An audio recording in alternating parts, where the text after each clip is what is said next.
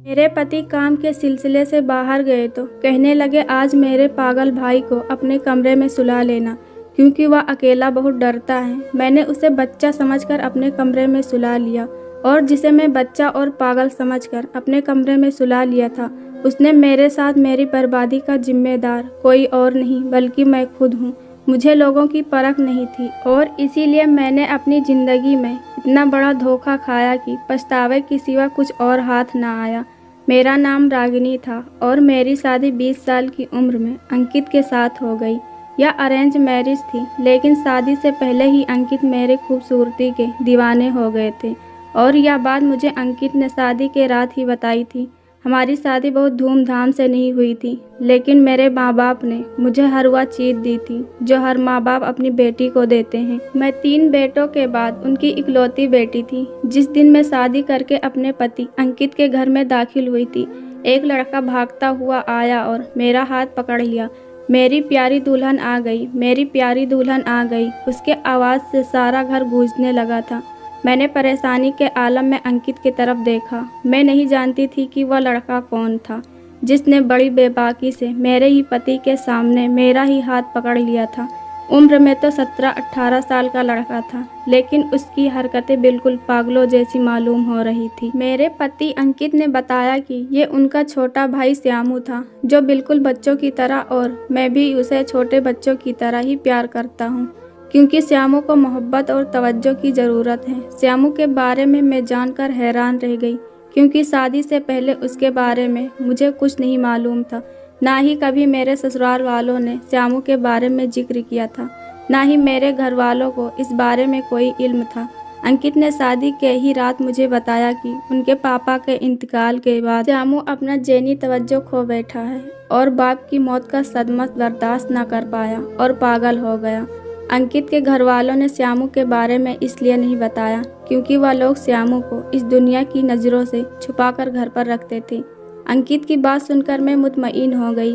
श्यामू की बातों से मुझे क्या लेना देना था। मेरे नज़दीक तो वह एक मासूम सा इंसान था जिसे अपना भी होश नहीं था। मेरे ससुराल में श्यामू के अलावा एक ननंद और सास भी मौजूद थी। मेरी ननंद साहिस्ता को शायद मेरे आने की खुशी नहीं थी, इसीलिए मेरे आने पर उसने मुझसे ज़्यादा बात नहीं की थी और वह सारा दिन अपने कमरे में बंद रहती।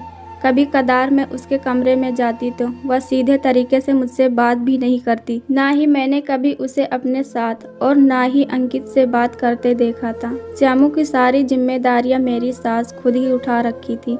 श्यामू को ज़्यादातर अपने कमरे में रखती। कभी कदार उनके कमरे से निकलकर श्यामू बाहर आता तो वह मेरे पास आकर बैठ जाता और मेरा हाथ पकड़कर मेरी चूड़ियों से खेलने लगता। श्यामू का रवैया मेरे साथ बहुत ही मोहब्बत भरा था। वह कुछ भी खाता फौरन मेरे लिए कमरे में लेकर आता। मैं मायके जाकर वापस आती तो फौरन मेरे माथे को चूम लेता और 2 घंटे पहले से मेरे पास से न उठता, बल्कि अजीब अजीब किस्से सुनाता। वह पूरी तरीके से पागल भी नहीं था। कभी कभी ऐसी समझदारी की बातें करता कि मैं हैरान रह जाती, तो कभी ऐसी हरकत करता कि लगता ही नहीं कि वही है जो समझदारी की बातें कर रहा था।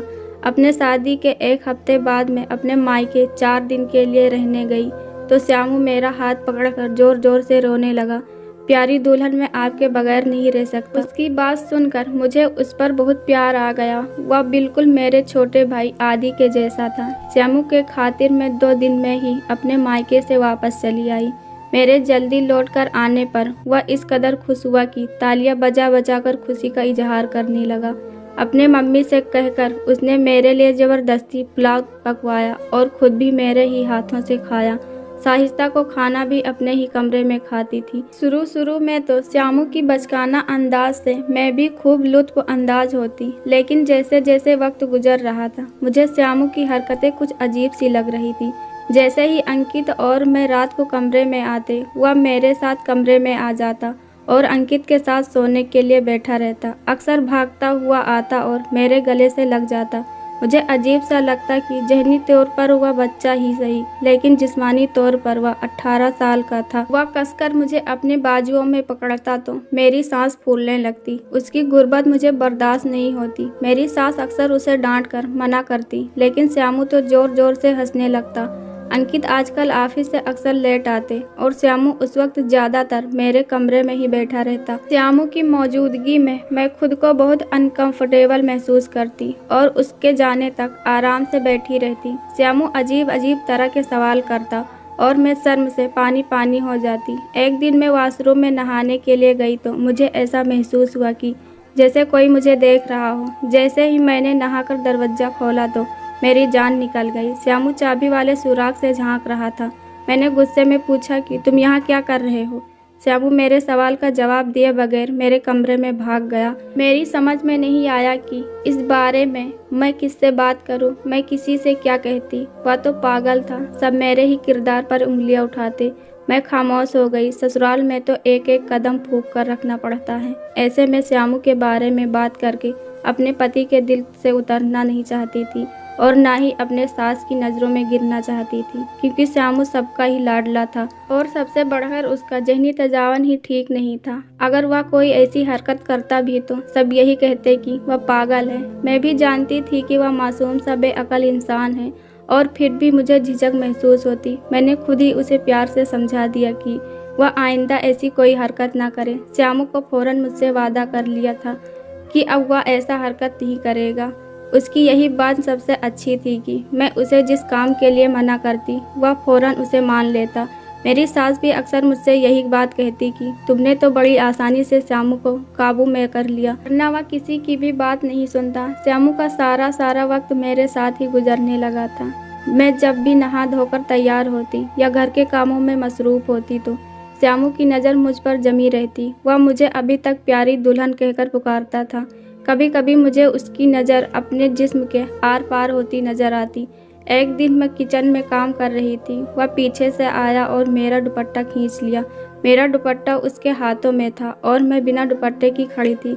श्यामू की नज़रों में मेरे जिस्म पर जमी हुई थी और मुझे अजीब सा महसूस हो रहा था। मैंने उससे कहा कि मेरा दुपट्टा वापस करो। वह तो मेरा दुपट्टा लेकर गायब हो गया। चूल्हे पर प्याज जल रही थी, इसलिए मैं उसके पीछे जाने के बजाय मैं प्याज देखने लगी। इतने में मेरी सास किचन में आई और मुझे बगैर दुपट्टे के किचन में देखकर बोली, घर में श्यामू भी मौजूद होता है, अपने दुपट्टे का ख्याल रखा करो। इससे पहले कि मैं अपने सास को ही बताती कि मेरा दुपट्टा श्यामू ही लेकर भागा है, श्यामू वापस आया और अपनी माँ से मेरी शिकायत करने लग गया। वह रोते हुए अपनी माँ से कह रहा था कि प्यारी दुल्हन ने मुझसे कहा है अगर मैं उनके कमरे में जाऊंगा तो वह मेरा हाथ जला देंगी। ऐसा पहली बार हुआ था कि जब श्यामू ने मेरे खिलाफ कोई बात की थी। श्यामू के इस झूठ पर मैं हक्का बक्का रह गई थी। इससे पहले कि मैं अपने सास को कोई सफाई देती, उन्होंने मुझे अजीब सी नज़रों से घूरा और श्यामू का हाथ पकड़कर अपने कमरे में ले गई। मैं हैरान थी कि श्यामू ने झूठ क्यों कहा, लेकिन फिर मुझे ख्याल आया कि वह तो पागल हैं। शाम को अंकित जब ऑफिस से लौटकर घर आए तो मैंने उन्हें दिन वाला सारा किस्सा सुनाया। अंकित जोर से हंसने लगा और कहने लगा कि तुम कहाँ श्यामू की बातों को दिल से लगाती हो। मम्मी को भी मालूम है कि वह ऐसी बातें करता है। अंकित की बातें सुनकर मैं खामोश हो गई, लेकिन श्यामू का रवैया आज का मुझे कुछ अजीब सा लगता था। जिस तरह वह मेरा दुपट्टा खींचकर गायब हुआ था, मुझे उसकी इस हरकत पर बहुत गुस्सा आया था। मेरी ननद साहिस्ता कॉलेज में पढ़ती थी और कॉलेज से आने के बाद वह सारा वक्त अपने कमरे में बंद रहती। ना ही वह श्यामू से कोई बात करती थी और ना ही श्यामू उसके कमरे में जाता था। ऐसा लगता नहीं था कि वह दोनों बहन भाई हैं। मेरी शादी को 3 महीने होने वाले हैं और इन 3 महीनों में श्यामू ने मुझे बहुत तंग किया था। कभी मेरा दुपट्टा लेकर भाग जाता तो कभी मेरी चूड़ियों से खेलने लगता, कभी मुझे गले से लगा लेता तो कभी मेरे बाल खोल देता। लेकिन मैं यह सोचकर उसकी इन हरकत को नज़रअंदाज कर देती थी कि वह ज़हनी तौर पर बच्चा है। अंकित के बुआ के बेटे की शादी थी और उन्हें बारात में दूसरे शहर जाना था। अंकित की बुआ बहुत सादगी से अपने बेटे की शादी कर रही थी, इसलिए सिर्फ 2 ही लोगों की दावत थी। मेरी सास का जाना जरूरी था, इसलिए अंकित ने कहा कि वह मेरी सास को लेकर चले जाएंगे। असला मसला श्यामू का था, जो अकेले नहीं सोता था। वह हमेशा मेरे सास के साथ ही सोता था। अंकित ने कहा, एक रात की बात है, तुम श्यामू को हमारे कमरे में सुला लो। मैंने अंकित से कहा कि वह श्यामू को साहिस्ता के कमरे में क्यों नहीं भेज देते। वह कहने लगा, साहिस्ता को श्यामू को संभालना नहीं आता। कभी कभी श्यामू बहुत परेशान करता है और साहिस्ता अभी छोटी है, उसकी इम्तिहान भी होने वाले हैं। वह सारी रात लाइट खोल कर पढ़ाई करती है। ऐसे में श्यामू वहाँ तो नहीं रह पाएगा। अंकित की बात सुनकर मैं खामोश हो गई। श्यामू को अपने साथ सुलाने में मुझे कोई एतराज़ नहीं था, बस कभी कभी मैं उसकी हरकतों से तंग आ जाया करती थी। लेकिन बस एक ही रात की तो बात थी, मैं अंकित को मना नहीं करना चाहती थी। मेरा कमरा बहुत छोटा था और एक डबल बेड ही पड़ा था, बस इसलिए मुझे मजबूरन श्यामू को अपने बेड पर ही सुलाना पड़ा। मुझ में हिम्मत नहीं थी कि मैं उसके बराबर में लेट जाती, क्योंकि उम्र में वह तकरीबन मेरे ही बराबर था। इसलिए मैं नीचे एक कालीन पर सो गई थी। थकान से मेरा बुरा हाल था। मैं सारे घर का काम अकेले ही करती थी। श्यामू सो रहा था और मैं भी नीचे तकिया लेकर सो गई। थोड़ी देर में मेरी आंख लग गई। मुझे अभी ज़्यादा गहरी नींद नहीं लगी थी कि मुझे अपने कमर पर किसी के हाथ का एहसास हुआ और मैं घबरा कर उठ बैठी। लाइट जा चुकी थी और कमरे में पूरी तरह से अंधेरा था। ये कुछ भी सही तरह से नज़र नहीं आ रहा था। आमतौर पर इस वक्त लाइट नहीं जाती थी, लेकिन आज अचानक पता नहीं कैसे लाइट चली गई थी। खौफ से मेरा बुरा हाल था और मुझ पर कोई हावी होने की कोशिश कर रहा था। यकीनन यह कोई और नहीं, श्यामू ही था, क्योंकि कमरे में मेरे अलावा श्यामू ही मौजूद था। उसने अपना हाथ मेरे मुंह पर रख दिया था और मेरे चीज़ों का गला घोट गया था और मैं भी अब उसके काबू में आ चुकी थी। वह एक लंबा चौड़ा जवान मर्द था और उसने देखते ही देखते मेरी इज्जत लूट कर मुझे बर्बाद कर दिया। मैं खुद को बचाने के लिए सिर्फ हाथ पांव ही मारती रह गई थी। अंधेरा इस कदर था कि कुछ दिखाई नहीं दे रहा था और मेरे लिए सांस लेना भी मुश्किल हो गया था। उसके हाथ का दबाव मेरे मुंह पर बढ़ता गया तो मैं बेहोश हो गई और जब मुझे होश आया तो मैं अपना सब कुछ गवा बैठी थी। सुबह की रोशनी कमरे में खिड़की के जरिए आ रही थी और श्यामू मज़े से बिस्तर पर सो रहा था, जिसे देखकर मेरा खून खौल उठा। मैंने गुस्से में श्यामू को थप्पड़ मारकर उठाया तो वह उठकर बैठ गया और गुस्से से मेरी तरफ देखने लगा। मैंने उससे पूछा कि रात को उसने मेरी इज्जत को तार तार क्यों किया। मेरी बात सुनकर वह जोर जोर से हंसने लगा और कहने लगा कि प्यारी दुल्हन, आप क्या कर रही हैं। उसके हंसी पर मुझे और गुस्सा आ गया। यकीनन वो पागल नहीं था और जानबूझकर पागलपन की एक्टिंग कर रहा था। उसने आज तक मुझे अकेले में पाने का मौका ही तलाश किया था और रात के अंधेरे का मौका पाकर मुझे बेआबरू कर दिया था। मैंने बुरी तरह से उसे पीटना शुरू कर दिया। सुबह ही सुबह मेरी सास और अंकित वापस आ गए थे। मेरे कमरे से बाहर जाती शोर की आवाज़ सुनकर वह सीधा मेरे कमरे में ही आ गई। मैंने चीख चीख कर अंकित को बताया किस तरह उनके भाई ने जानबूझकर मुझे दागदार किया है। मैंने अंकित को यकीन दिलाना चाहा कि श्यामू पागल नहीं है, बल्कि उसे सब कुछ आता है, उसे सब बात की समझ है। लेकिन अंकित ने तो मेरी बात पर यकीन करने के बजाय मेरे ही चेहरे पर एक थप्पड़ जड़ दिया। मैं हैरानी से अंकित का चेहरा देखने लगी। उनके आंखों में मेरे लिए बेएतबारी थी। वह कहने लगे कि कैसे मैं उनके पागल भाई पर इल्ज़ाम लगा सकती हूँ, जबकि उनके भाई को तो खुद नींद की दवा देकर गए थे। अंकित कह रहे थे कि श्यामू को नींद की दवाइयाँ खाए बगैर नींद नहीं आती, इसलिए जाने से पहले अंकित ने खुद श्यामू को नींद की गोलियाँ खिलाई थी और इसीलिए मैं तुमसे कह गया था कि अपने कमरे में सुला लो। उन्हें मालूम था कि वह एक दफ़ा सो गया तो फिर सुबह से पहले नहीं उठेगा। श्यामू की बात सुनकर मेरे रोंगटे खड़े हो गए थे। अंकित को मुझसे कहीं ज़्यादा यकीन अपने भाई पर था। मैं जो आज तक श्यामू की हर बात को इसलिए बर्दाश्त करती चली आ रही थी कि कहीं अंकित के दिल से न उतर जाऊं, और आज उनकी नज़रों से गिर चुकी थी। मेरी सास कह रही थी कि किसी और से तुम मुँह काला करवा कर तुम मेरे बेटे पर इल्ज़ाम नहीं लगा सकती। साहिस्ता भी अपने कमरे से निकलकर बाहर आ गई थी और श्यामू मजलूम शक्ल बना खड़ा था। साहिस्ता कहने लगी कि रात को लाइट नहीं थी। उसने किसी आदमी की साय को दरवाजे से मेरे कमरे की तरफ आते देखा था। साहिस्ता के इस बात से मेरी जान निकल गई। मेरी सास कह रही थी कि रात को अपने आशिक को बुलाकर अय्याशी करने के बाद तुम कैसे मेरे पागल बेटे पर इल्ज़ाम लगा सकती हो। शायद श्यामू ने तुम्हें उसके साथ देख लिया था, इसलिए तुम सारा इल्ज़ाम श्यामू पर लगा रही हो। अंकित कहर बरसाती नज़र से मुझे देख रहे थे। मैं अंकित के कदमों में बैठ गई और उन्हें यकीन दिलाने लगी कि मैं नहीं जानती रात को कौन आया था। मैं तो यही समझ रही थी कि श्यामू ने मेरे साथ ज़बरदस्ती की है। अंकित गुस्से से कहने लगी कि तुम जैसे औरत की जगह मेरे घर में नहीं है। मैं एक रात तुम्हें अकेला छोड़कर गया, तुमने मेरे घर को अय्याशी का अड्डा बना दिया। बेहतर यही है कि तुम अभी इसी वक्त मेरे घर से दफ़ा हो जाओ। मैंने लाख अंकित को समझाने की कोशिश की, लेकिन वह मेरे किरदार पर ऐसे ऐसे इल्ज़ाम लगाने लगे कि मैं रोती हुई वहाँ से निकल आई। मेरे पास सिवाय आंसू बहाने के कोई चारा ही नहीं था। मैं एक दफ़ा फिर अपने माँ बाप की दहलीज पर आ बैठी थी। मेरे पापा ने अंकित से बात करने की कोशिश की थी, लेकिन अंकित ने कोई बात नहीं की थी। मेरे पापा कहने लगे कि कुछ दिन सब्र कर लो, जब अंकित का गुस्सा उतर जाए फिर मैं उससे बात करूँगा।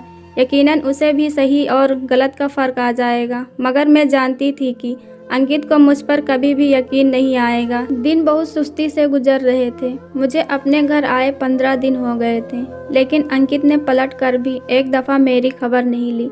मैं अब तक अनजान थी कि मेरे साथ होने वाली ज़बरदस्ती का जिम्मेदार कौन है। मैं तो यही समझ रही थी कि श्यामू ने मुझे बर्बाद किया है, लेकिन न जाने मुझे किसने बर्बाद किया था और क्यों। दिन रात बस यही एक सवाल मेरे जहन में गूंजता रहता कि घर में तो साहिस्ता भी मौजूद थी, फिर मेरे साथ ज्यादती क्यों की गई। साहिस्ता ने जब एक गैर मर्द को घर में दाखिल होते देखा था तो शोर क्यों नहीं मचाया। उसने अपने भाई को फ़ोन क्यों नहीं किया।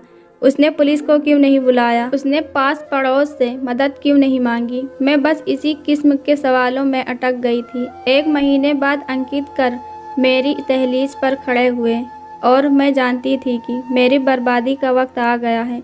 अंकित मुझे हमेशा के लिए छोड़ जाने के लिए आए हैं। पापा ने अंकित को ड्राइंग रूम में बिठाया और आकर मुझे बताया कि तुम्हारा इंतजार कर रहा है, तुमसे बात करना चाहता है। मैं मरे मरे कदमों से ड्राइंग रूम तक पहुंच गई। मुझे देखते ही अंकित मेरे कदमों में गिर गया और मुझसे माफ़ी मांगने लगा।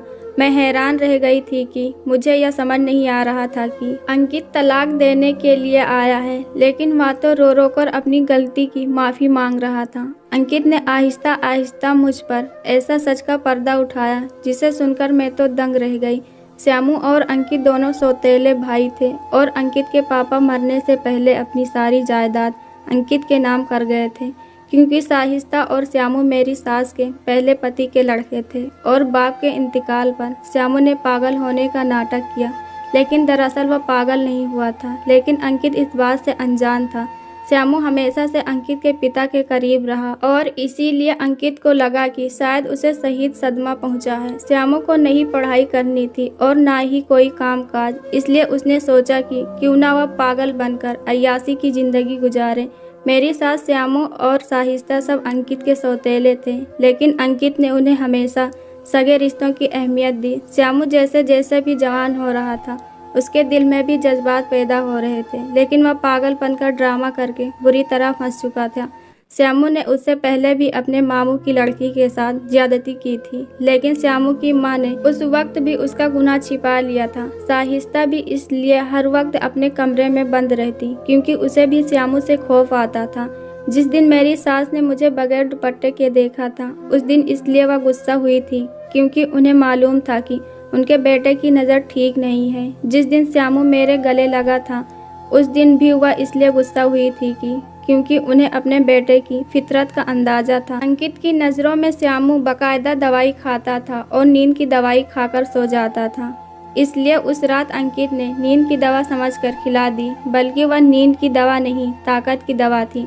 जैसे ही मैं सोई, श्यामू ने मुझ पर हमला कर दिया और अंधेरे का फायदा उठाकर अपनी हवस पूरी कर ली। सुबह जब मैंने शोर मचाया तो साहिस्ता को मालूम हुआ कि जो कुछ भी हुआ है श्यामू ने ही किया है, लेकिन वह अपने भाई को बचाने के लिए जानबूझकर मुझे बदकिरदार ठहरा दिया। अंकित को मुझसे कहीं ज्यादा एतबार अपने रिश्तों पर था, इसलिए उसने मेरा हाथ पकड़कर घर से बाहर निकाल दिया। शायद हम जिंदगी भर इस बात से बेखबर रहते, लेकिन मेरी दुआएं कबूल हो गई थी। श्यामू ने 2 रात पहले ही पड़ोस की एक लड़की को अपनी हवस का निशाना बनाया था और उस लड़की के घर वालों ने रिपोर्ट दर्ज कराई। पुलिस ने श्यामू को पकड़कर काम को अंजाम दिया तो पता चला कि उसी ने सारा शुरू किया है। उसने खुद ही इस बात का कबूल कर लिया कि उस रात उसने ही तुम्हें अपनी ज्यादती का निशाना बनाया था, क्योंकि उसकी नीयत पहले दिन से ही तुम पर खराब थी। अंकित रोते हुए कह रहे थे कि वह सोच भी नहीं सकते थे कि उनके भाई और बहन मिलकर इस तरह उनकी जिंदगी उजाड़ देंगे। अंकित ने अपने ही रिश्तों से धोखा खाया था, लेकिन कहीं न कहीं मैंने भी रिश्तों को परखने में गलती कर दी थी। औरत तो पहली नज़र में ही जान जाती है कि उसकी तरफ उठने वाली मर्द की निगाह में इज्जत है या हवस, लेकिन मैं नहीं जान पाई थी। मैं श्यामू को पागल समझ रही थी और उससे एक बच्चे की तरह प्यार कर रही थी, लेकिन वह तो अपनी ख्वाहिश का मारा एक जवान लड़का था। श्यामू ने मेहनत से बचने और दौलत को पाने के लिए खुद को दुनिया की नज़रों में पागल बना दिया, लेकिन उसका यह झूठ जिंदगी भर टिक नहीं सकता था। अंकित ने श्यामू को पुलिस की कैद से आज़ाद नहीं करवाया था और अपनी माँ और बहन साहित्या को भी घर से निकाल दिया था। वह दोनों ही थे जिनके साय पर गलत रास्ते और इस हद तक पहुंच गया था। अगर श्यामू की माँ पहले ही दिन अपने बेटे को सही रास्ता दिखाती तो शायद उसका अंजाम ऐसा ना होता। मैंने अंकित को माफ़ कर दिया था और उसका हाथ पकड़कर दोबारा हम अपने घर चले आए थे।